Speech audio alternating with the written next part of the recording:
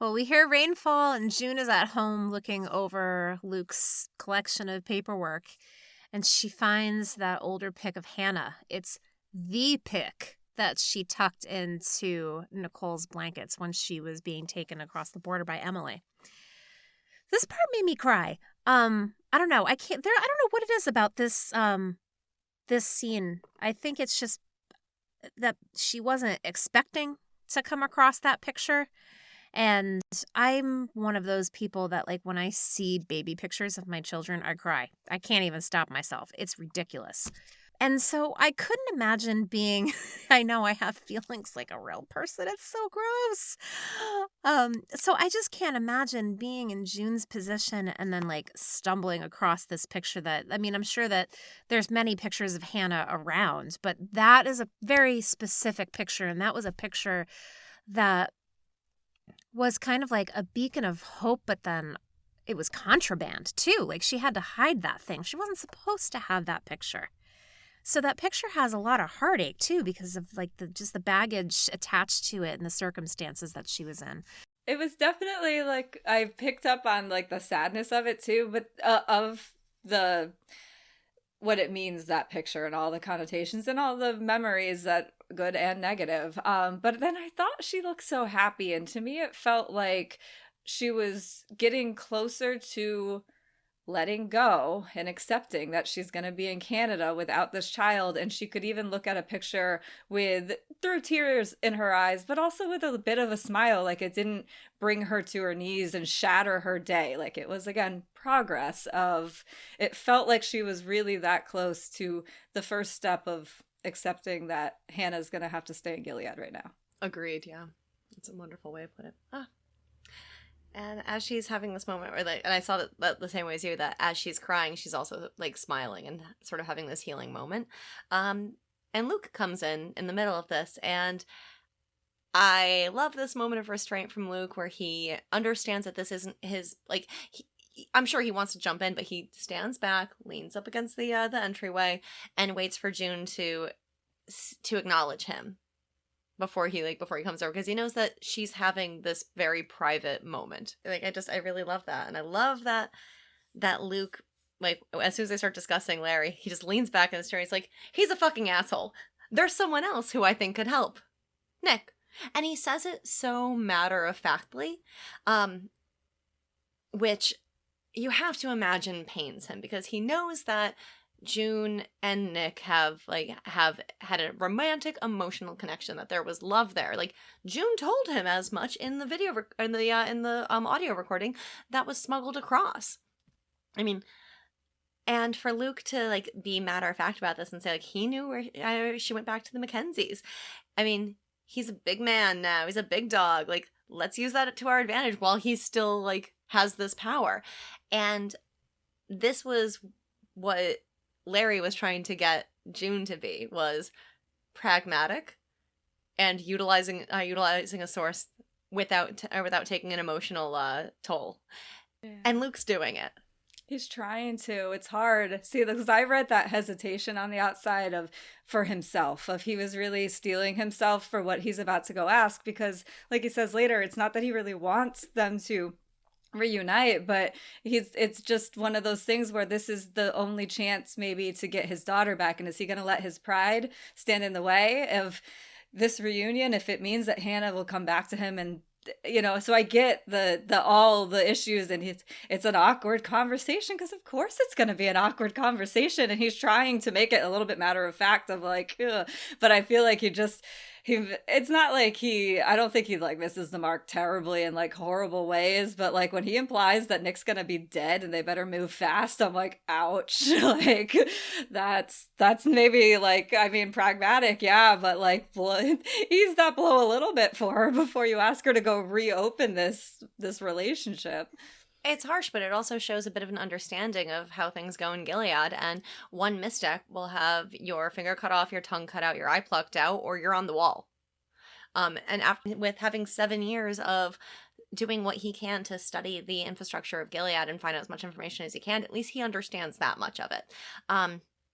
And he even acknowledges, like, no, no, I don't want you to meet with Nick. Like, and that's like that is like that moment where like you see that quick emotional break, but then he like gets himself back and he's like, but I think this is our best chance to get information on Hannah. And he even recommends bring Nicole because he knows it'll play into the emotional strings. Like, he knows that that's also going to make it that much harder for June, but And it's risky for all involved. You know, he's like, I'm yeah. trying to keep it safe. And I'm like, are you putting that baby as bait for your other baby? Like, ooh. But it's just a hard conversation. Go ahead. There's another component too, is the fact that Luke is bringing this up at all to her. And we get hints of Discord music. And this is a weird conversation for June to be having. Like, yay to Luke for you keeping your eye on the prize and being pragmatic and stuff, but June does not know what to do with this conversation. A lot like she didn't know what to do when she was talking to Larry. Like, she was very like on the spot and she was floundering with what to do with this situation. And I get it. I absolutely do. This is just fucking wild. What to hear this proposal from your husband about going to see your former lover and father of your child. Yeah, honey, you should go do that. Like, what fucking reality does she even live in right now? And then when he leaves the room, like he you know, he's hurting too. He's definitely hurting. This hurts him to suggest. He kisses her and leaves the room, and June is just left alone. Like, what the hell happened? And the music kind of reminded me of like a music box, but if the music box was broken. You know what I mean? Do you know that? It was off kilter. I enjoyed the conversation with Larry and June so much that when the first thing Luke says is, "Oh, he's an asshole. Let's move on," when she's starting to apologize, and my biggest takeaway was that June has a relationship with Larry that's so much past that, and that she really truly does think he's a good man, and all that play of that being a good man. And I'm like, oh man, this is already off to not a great start because they're already talking like it's just going to be an uncomfortable conversation. He's already saying something that she's not going to agree with, but she's already been corrected once by him when she said, "Oh, Nick says she's home," and he goes, "This isn't her home." So if she says anything, like if she tries to say anything about Larry being a good person, he's going to be like, "No, he's not. I just heard that conversation," because obviously it doesn't sound great from Luke's perspective. And he's, you know, Larry is a commander and he, you know, like I understand what Luke's saying, but I just, from June's perspective, that's tough to hear to begin with. And then I love the way that they shot it because it feels so uncomfortable because it's exactly how they are both experiencing the situation in the conversation. It's dead on, straight face as they sit right across from each other, and it just keeps flipping back and forth between Luke's reaction and June's reaction. And sometimes you're getting them speaking, and sometimes you're getting them listening to what's being said. And you know, you see how hard it is for Luke and how uncomfortable it is, and you see how uncomfortable it makes June, because I really felt like she was starting to close that chapter in her life in a way that felt like, you know, like if you just, the way that her daughters were always dangled in front of her, it was like reopening this wound over and over again. And obviously no one wants their kids taken away, and of course it's nice when she could keep tabs on them in certain sense, but also like the way that Natalie was really insistent on like, this is not what's supposed to happen, we're not supposed to be in the house with our babies because it's complicated and it's hard. And so I feel like she's starting to at least compartmentalize that part of her life a little bit. And so then now Luke is asking her to go reopen that wound, and she's now gonna have to wonder about how Nick's gonna perceive her needing more from him already. Like, he's already got her out, he's got the baby out, and she's got to go back and say, I still need more. And so that she's wondering like, what's that gonna be like, and how is that conversation gonna go? And we felt like their goodbye was their goodbye, and now they're gonna have to have another goodbye. And then it's just on top of the Larry conversation too, she had to say no to getting Hannah back in that situation. She's not going to say no to Luke again. Like, the way they're shooting him, his face is heartbroken. He, you know, we get that it's hard for both of them, and he doesn't want this any more than she does, other than it might be a chance for them to get any information on Hannah, and they have to take that opportunity. Absolutely. But that's tough. It's extremely tough. I can see why June was hesitant about this, but I think that when she said, like, I think we have to try everything, and they both say for Hannah, I think that there is also, like, a slight bit of selfishness here on her end that, like, not selfishness, but, like, self-serving? That sounds negative, too. But that goodbye that she had with Nick on the bridge, she was emotional and distraught over her last interaction with Hannah. And her goodbye with Nick was rushed at best. And for her, this might be a chance to have like a proper goodbye, which is something that you're not afforded in Gilead. So I can see why she would be like, even aside from like the notion of getting information about Hannah, like this might be a chance for her to get like some actual proper closure, as opposed to like, this is the best that we're going to get, you know?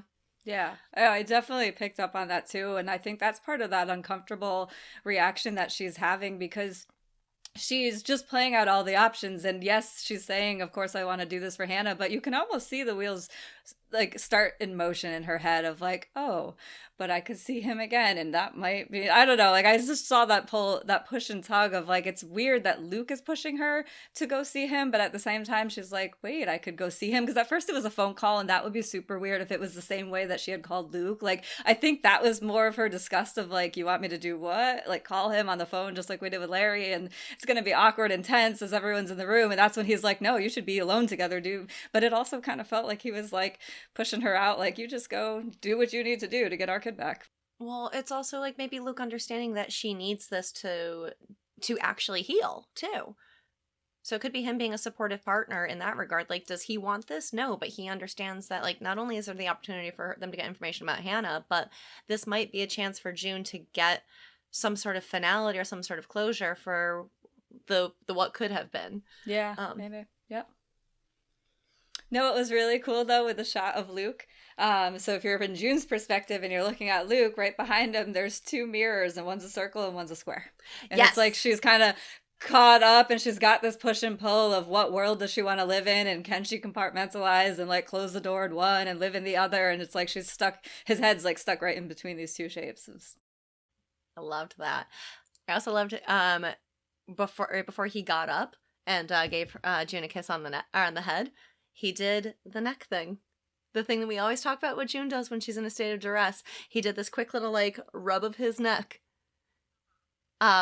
Which immediately, like when I saw that, I was like, oh my gosh, I was like, he does the neck thing too. And then I was like, wait a second, like perhaps it's like one of them picked it up from the other, and that's supposed to be a subtle physical cue, because I mean, isn't it like don't partners end up mirroring each other with their actions and whatnot after a while and picking up on each other's mannerisms?